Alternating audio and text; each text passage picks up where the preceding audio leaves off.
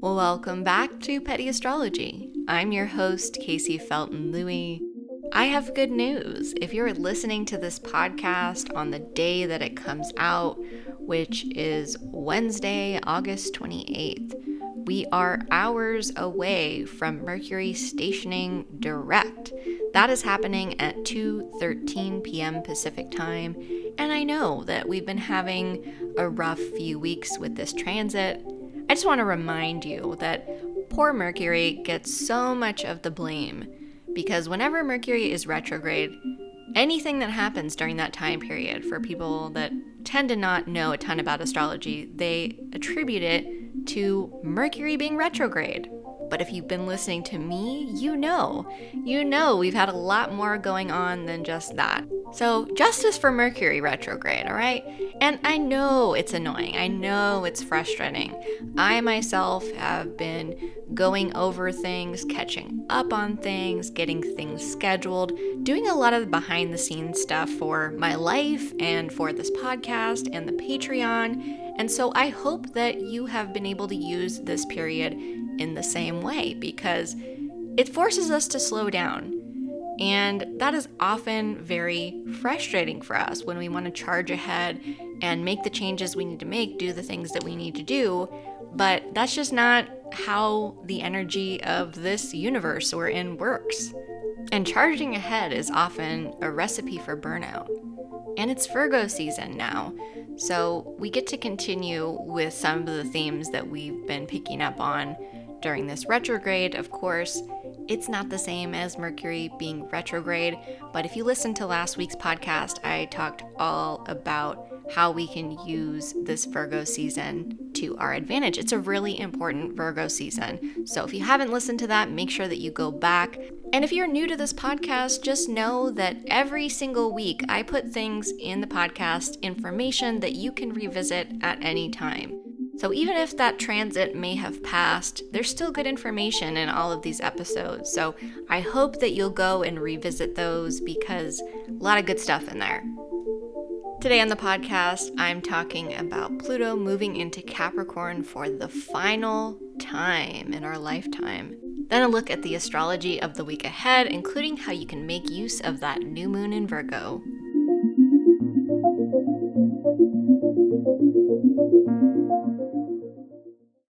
So one of the biggest astrological events of 2024 is Pluto moving back into Capricorn, because Pluto is currently retrograde, which means that from Earth's perspective, it looks like it's moving backwards in the sky. That's what retrograde is. So it's moving from Aquarius, where it is right now, back into Capricorn. And that's happening this Sunday, September 1st at 5:08 p.m. Pacific time. So why is this such a big deal? Well, Pluto has been in the sign of Capricorn for the majority of the last several years, since 2008. That's when Pluto moved into Capricorn for the first time in our lifetimes. I don't know if you remember 2008. I know it's been a minute, but that was the start of yet another financial crisis, a pretty major one, in fact.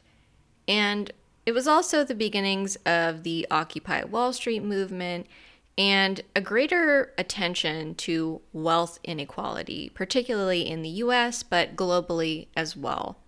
We've seen a lot of shifting dynamics with world leaders, a lot of power struggles, major attention towards the consequences of colonization, which is something that has affected the entire planet in many different ways and continues to. And as a planet, Pluto is representative of transformation, evolution. It's also power. And we've been getting a really cold, hard look at exactly what the concentration of power can do. And it's not that things were fated to happen in a certain way, where the abuse of power has been running rampant over Pluto and Capricorn. But the powers that be, the systems that be, have certainly exploited the power and resources that they do have. And with Pluto moving through Capricorn, it has become very clear that that is what's going on. So as Pluto moves back into Capricorn on September 1st, this is actually the beginning of the end for Pluto in Capricorn. Because as of November, Pluto will be moving into Aquarius, and that's it. We will not see Pluto in Capricorn again in our lifetimes. Now, I know that a lot of people on the internet, on social media, are clutching their pearls about Pluto moving back into Capricorn. And I think that the idea behind that is that things that have happened to us in Pluto and Capricorn are going to repeat. That stuff that happened in our personal life is coming back to bite, and we just can't do it, and we've had enough, and this year has been so much. And I am here to tell you, to remind you, that no transit is the same twice.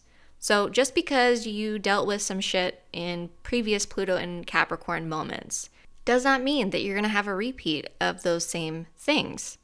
And I think that one of the worst things that we can do as people who enjoy astrology is see something coming up and being like, oh no, this is going to be bad for me. Because the reality is that when we think that way, oftentimes we end up kind of manifesting negativity. And it's not that every bad thing is your fault and you shouldn't have thought of that. And this is not to beat yourself up. It never is. But what I'm saying is looking at the worst case scenario doesn't mean that it's more correct. And oftentimes, if we're not trained astrologers, we're making assumptions that aren't even really reflected in the astrology. So I'm here to reassure you. If you have a personal planet, so Sun, Moon, Mercury, Venus, or Mars, in the sign of Aries, Cancer, Libra, or Capricorn, and those planets are somewhere between 27 and 29 degrees of those signs, then you will probably feel this transit more directly. And that will probably look like you revisiting some of the themes that have come up for you previously when Pluto was at those degrees. Now, the last time that Pluto was at 29 degrees of Capricorn was back in January of 2024. So you may find yourself tying up some of the themes of things that were happening around then, getting some resolution for yourself. And that can be very powerful. And you may have the opportunity to make some decisions on a personal level about how you use your personal power, how you exercise that as an individual, in your family, in your emotional life, with the people that you're partnered with, or in your calling, whatever that may be, the things that you feel you're here to do in this lifetime. And that can sometimes be an uncomfortable process because owning our authority means taking responsibility for the things that we have control over. And sometimes that is reflective of where we've kind of fallen short, where we've handed our power over to leaders or people in our lives that we have respect for, or the culture itself. There are a lot of ways to hand over our power and our decision-making and our way of moving through the world to other people, other systems, other ideas that aren't really our own. And so many of us over the next couple of months as Pluto moves through Capricorn for its final time may be coming to terms with those things. And what we can do to make that experience easier is be open to the idea that we have progress we could be making, progress that we could be accepting responsibility for. It's not somebody else's job to make your life more suitable to you, more empowering to you. It's your job to understand that your power is your own, and you get to decide how and where and when you want to use it.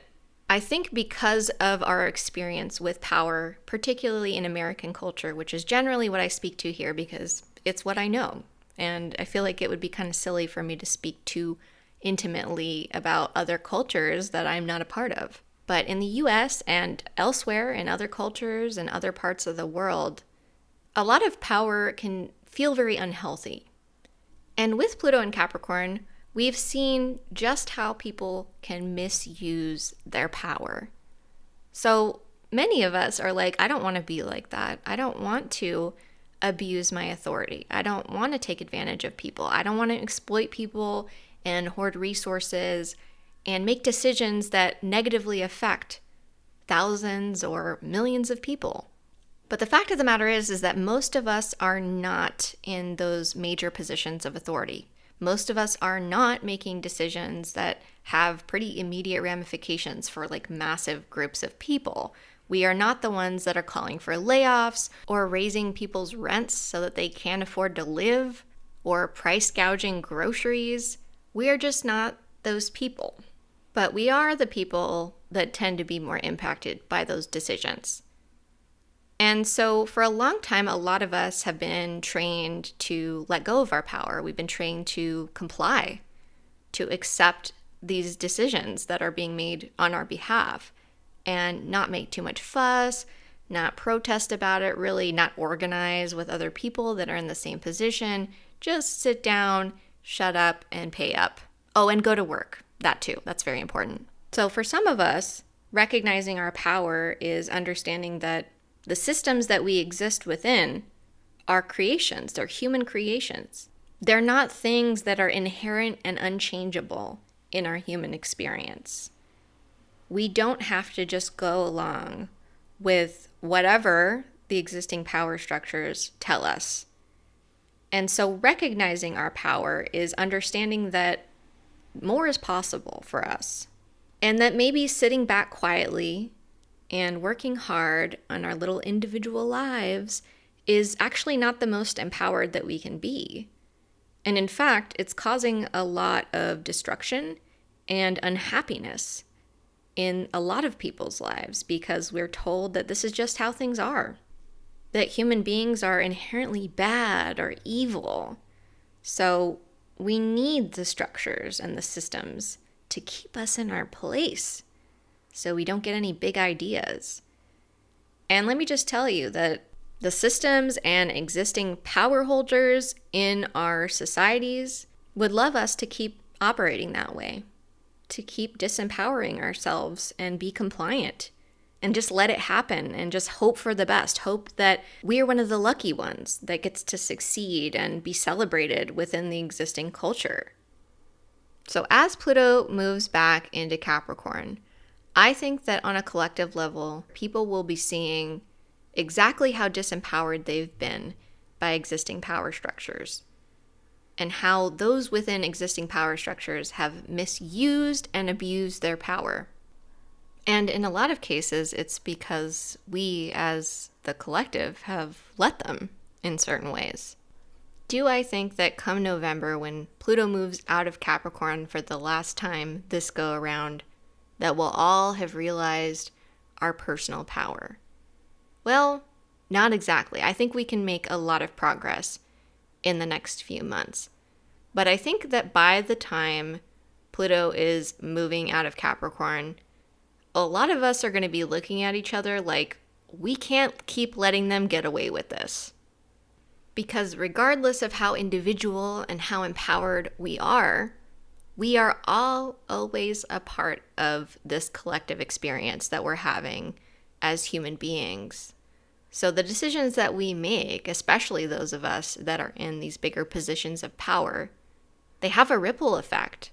And I think we're in for some pretty big reveals of those ripple effects.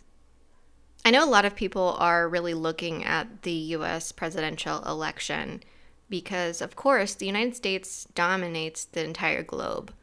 So the decisions that are made by leaders here in this country extend well beyond the US border and cause a lot of death and destruction around the world. And as we know, we have multiple ongoing genocides, many, if not all, of which trace back to American involvement.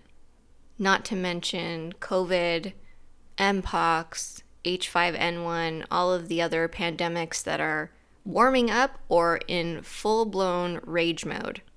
And oh yeah, we have climate crisis, which is causing natural disasters all around the world, but particularly affects people in developing nations. And so I understand how very serious the stakes of this election are, but I do think that one of the big reveals that we're in for is that regardless of who wins the election, it is not going to be enough to course correct for all of the issues that we're facing collectively right now. because both the Republican Party and the Democratic Party have made it very clear that they actually have a lot more in common than many of us would like to think. They are both imperialist parties. They are both not very interested in how the average person is faring in a disastrous economy because nobody can afford anything unless you're pretty well off. Both parties are heavily influenced by corporate entities and donors that have a lot of money burning a hole in their pocket. And all of these groups, all of these people and leaders are the powers that be that we've been seeing Pluto in Capricorn expose.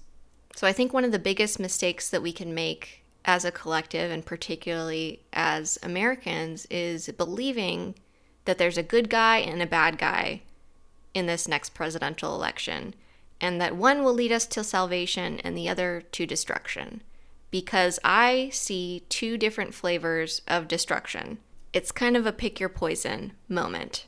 And I think for many people that have been trained to trust the two-party system and accept it as democracy are in for a bit of a rude awakening, because we have much bigger issues than either party is willing to address. Because the root of these systems is power, control, dominance, and very little to do with collective well-being. And there are many, many examples of this, but one that I think is going to come up for review, to put it mildly, is the genocide that's been occurring against Palestinians. And we will reach the 1-year mark of that escalation of violence in October while Pluto is in Capricorn. And I am certain that this is going to factor in to how people behave in this election. Because right now in late August, well over 100,000 people have been killed. And that's a modest estimate according to The Lancet. There has been an enormous amount of violence under Pluto in Capricorn. And it's not that it doesn't happen when Pluto is in other signs, but we are seeing how this kind of violence, this kind of empire, is systemic. This is the result of our systems not really representing the average person. There is a huge disconnect there. So I do think that if the Democrats don't change their policy platform and quickly, it is going to be a problem for them in the election. I'm not saying that they are going to lose the election. I think that probably the Democrats will take the presidential election. But as I said before, I think we really need to get real about what that means for the average person. And I do think that that'll become even more apparent than it already has as Pluto moves through Capricorn this last time. I think we're also going to continue to see the underbelly of empire, which is absolutely the case with the situation in Palestine. But empire is the ability to vote or decide on who gets to live and who gets to die around the world. And if you live in the United States, welcome. You are in the heart of the largest empire the world has ever seen. And with Pluto in Capricorn, we have seen all of the cracks in the line of thinking that empire should be a thing. And the idea that just because it impacts those people over there, it doesn't really matter to us, it doesn't really impact us. Well, we're going to see why that is so wrong. And that will be proven wrong as we move through Pluto in Aquarius, because as I've said so many times on this podcast, this is a smaller planet than we like to think. And just because something isn't happening to you, just because the police aren't barging down your door, just because you yourself are not on the receiving end of colonial violence maybe, doesn't mean that it doesn't have some kind of impact on you. And in fact, the military that is carrying out the genocide in Gaza is actually the very same military that works with a lot of US police departments and trains them and teaches them skills. So just because we feel the safety of being in the United States because we have the biggest, strongest, most lethal, as Kamala said, military in the world, we have this false sense of security. And I do believe with Pluto and Capricorn, that is going to be hit pretty hard because we are interconnected whether we choose to see it or not. Some of the other things I'm looking at for this final stand of Pluto and Capricorn. Well, violence. Hate to say it, but police have killed more than 100 people in the US since the murder of Sonia Massey, so police violence is going to continue, and it's going to continue until we put a stop to it, which is something that is a potential with Pluto in Aquarius, but we're not there yet. So this is something that's going to continue as Pluto moves through Capricorn, unfortunately, because we haven't put a stop to it. And we could potentially have other incidents that make the news the way that Sonia Massey's murder has. And as we've seen over this period of time, a lot of people have lost their lives because they were murdered by the police. So it's possible that we have another news-breaking moment that perhaps shifts some greater level of awareness, because a lot of people know that this is a problem, but a lot of people are still really not motivated to curb police power in a major way. So I could see the potential for something even bigger, more headline grabbing, actually having a ripple effect.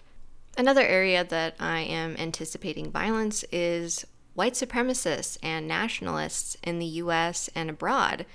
They've been gaining a lot of steam over Pluto and Capricorn, and we've seen a lot of leadership, like, for example, Macron in France is meeting with this very right-wing opposition leader, and we see a lot of these quote-unquote progressive or quote-unquote left-leaning who are really not negotiating with fascists.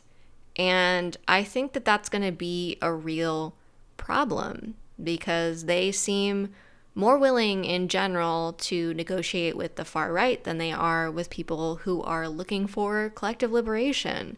So I could very much see some of these groups committing acts of violence, particularly in the US around election issues, but I don't know that that's terribly surprising with the political climate that we have. But people in general who are not in favor of nationalism and not in favor of white supremacy are going to have a real problem with it. And that is one of the issues that I think will be up for addressing as we move into Pluto in Aquarius, because racism, nationalism, those things are harmful to the collective because they separate us, they divide us, and they have us working against each other when we really need to work together in this moment. And when I say working together, that does not mean negotiating with white supremacist nationalists. And I do think that watching our leadership do that over and over, ignore the reality of this problem, is going to come to a head in some way during this period.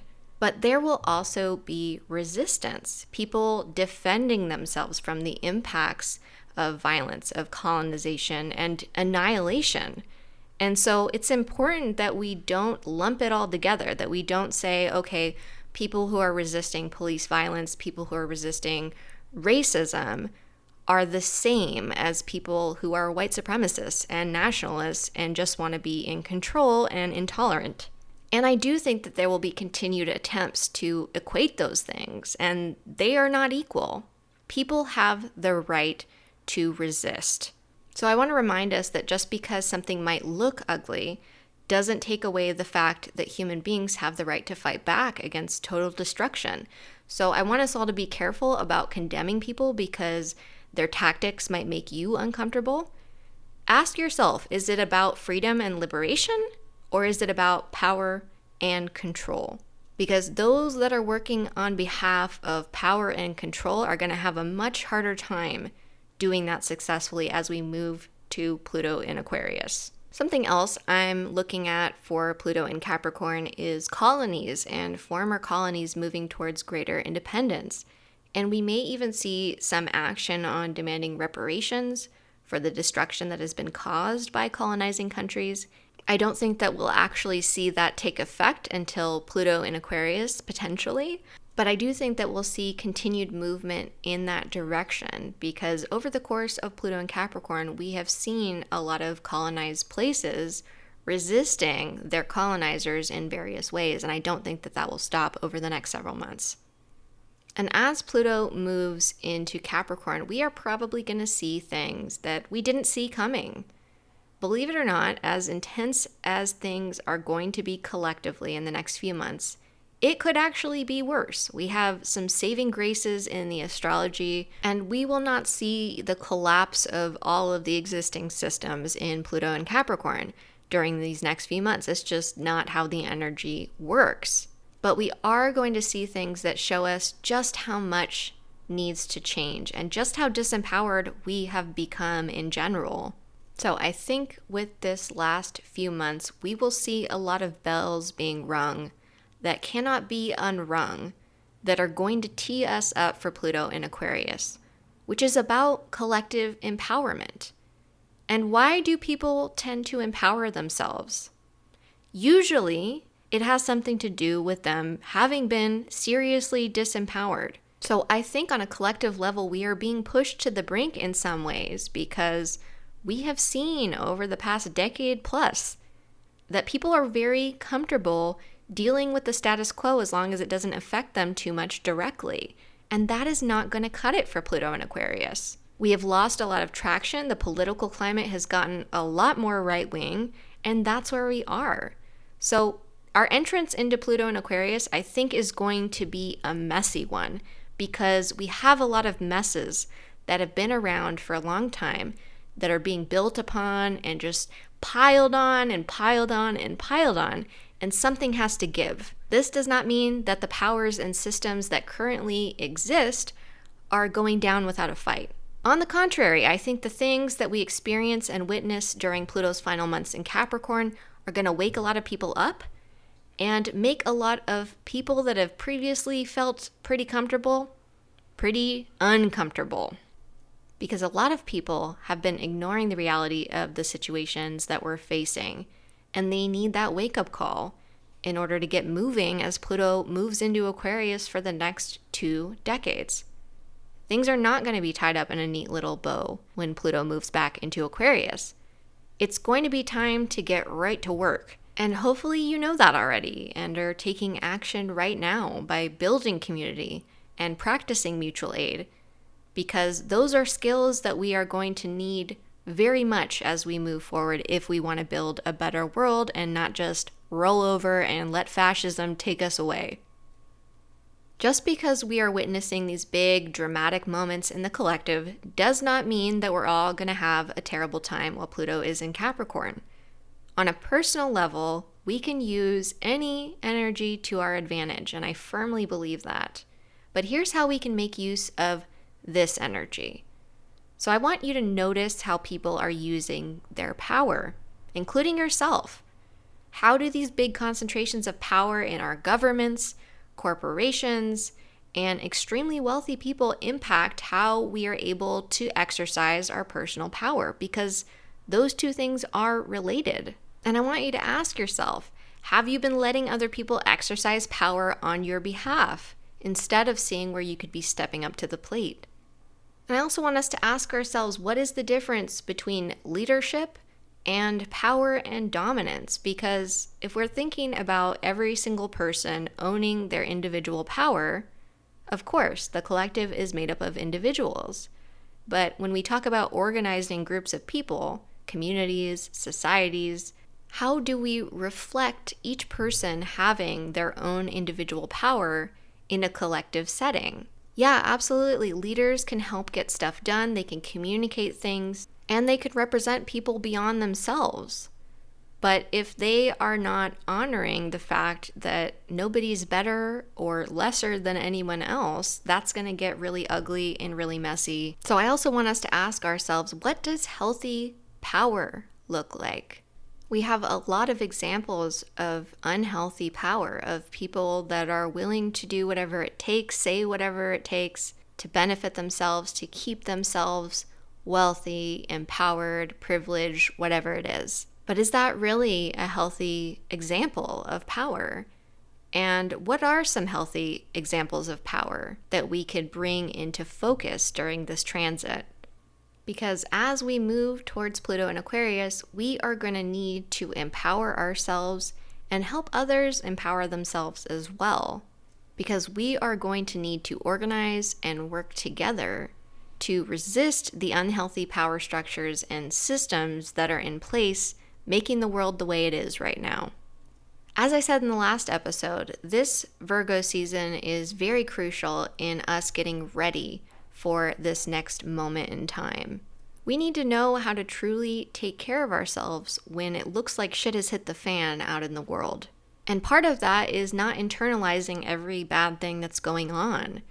And this is not to say don't feel your feelings, but the more that we let every world event impact us, level us, bring us to our knees, the more that we are wearing ourselves out to take the actions that are actually within our power.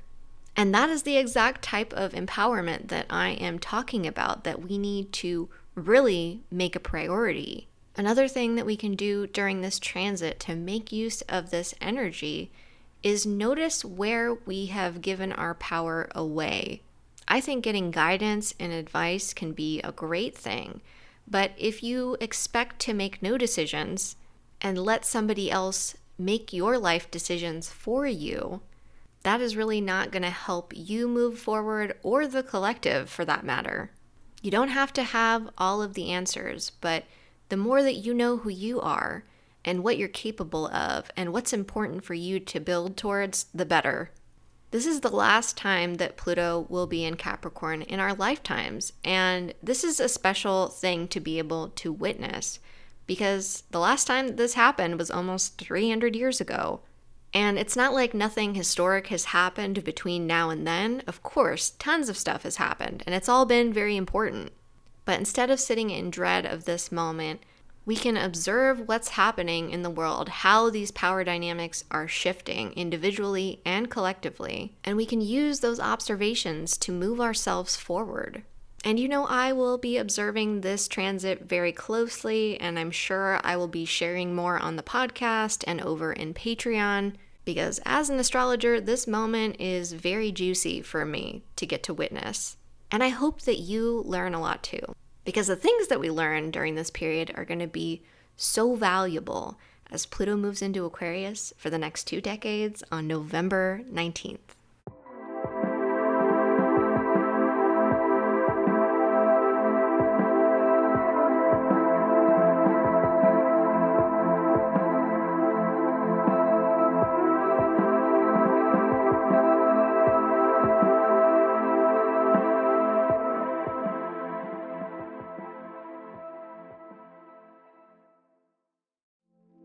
We've made it to the end of Mercury retrograde, so Mercury stations direct on August 28th. So the classic Mercury retrograde annoyances and frustrations and transportation issues, all of that should be letting up.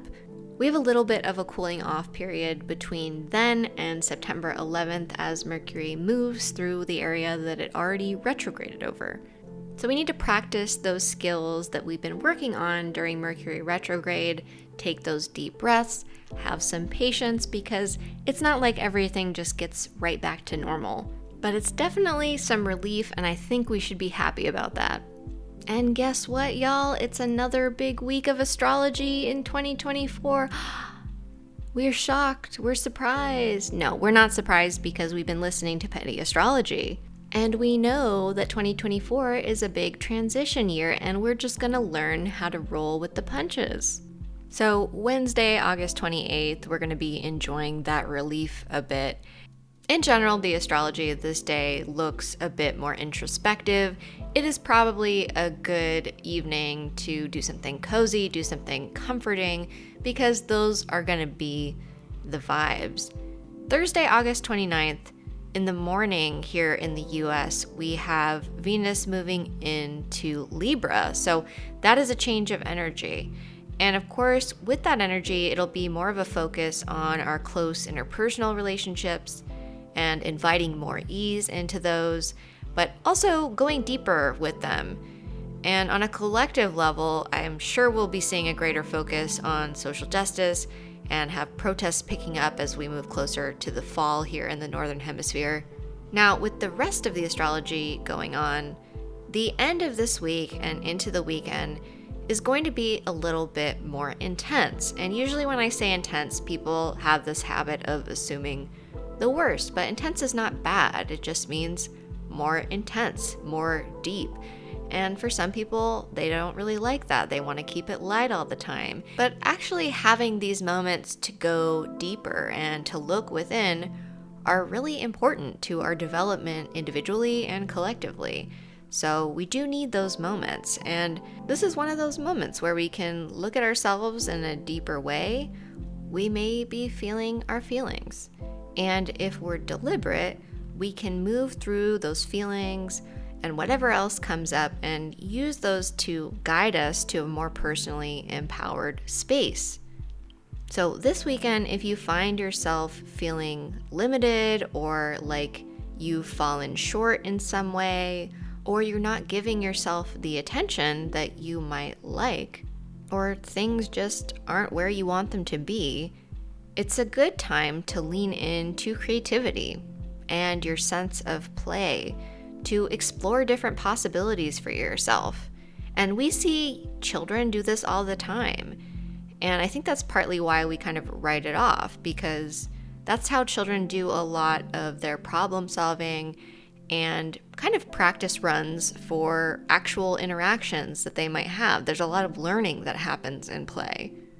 And just because we tend not to think about things that way as adults doesn't mean that it's not still true. So give yourself permission to explore a little bit and create a more joyful narrative for yourself through whatever medium calls to you. And nobody else has to see it. It really can just be a personal thing.